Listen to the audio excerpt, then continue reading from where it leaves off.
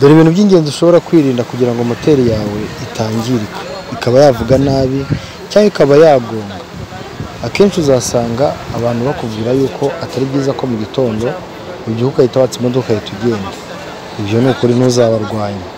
Ahubwo mu gitondo nimba ubyutse, banza urebe ibi bikurikira.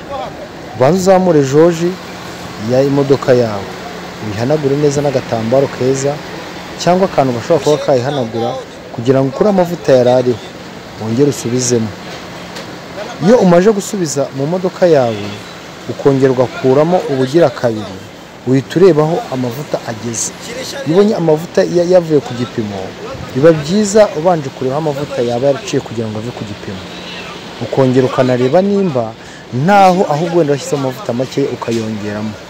Ikindi ukibuka no kureba ibirometero imodoka imaze kugenda, mu rwego kugira ngo bya birometero byawe wateganyije by'amavuta bitazarenga imodoka ikaba yagira ikibazo.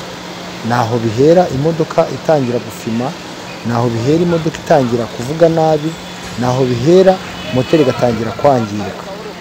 Ni byiza rero ko ibyo byose iyo umaze kubireba, ugomba no kubanza ukareba amazi ari muri radiyateri kugira ngo imodoka itaza gushyuha yatwika jouet de classe cyangwa ikaba yakwangiza n'ibindi. Ni byiza rero iyo ubonye amazi yagabanutse, ni byiza kuyongeramo.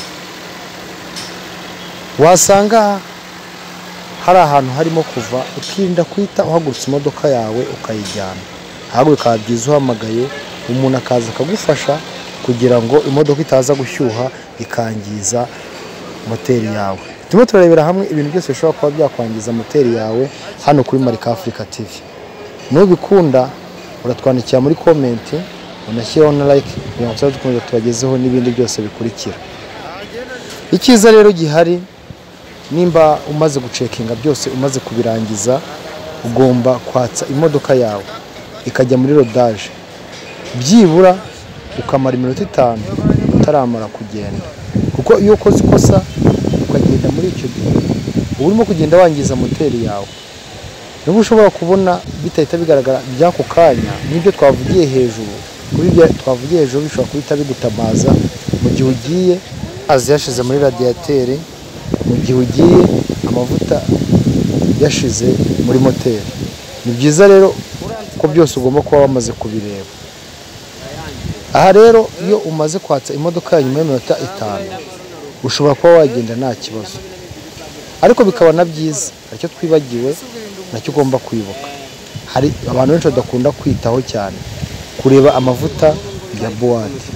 Ni byiza kureba amavuta ya buwate, kuko iyo amavuta ya buwate yamaze kugabanuka muri buwate yawe, hari ibyuma bigenda bikoranaho bikaba byakwangirika, ugasanga ugiye kwinjira mu magaraje kandi bitari ngombwa rero babigizemo uruhare. Ni byiza rero gucekinga ibyo byose, bizagufasha kwirinda amagaraje hato na hato. Turabakunda rero, mwari kumwe na Marika Africa TV. Ibindi muzajya mubibona hano kuri Marika Africa TV.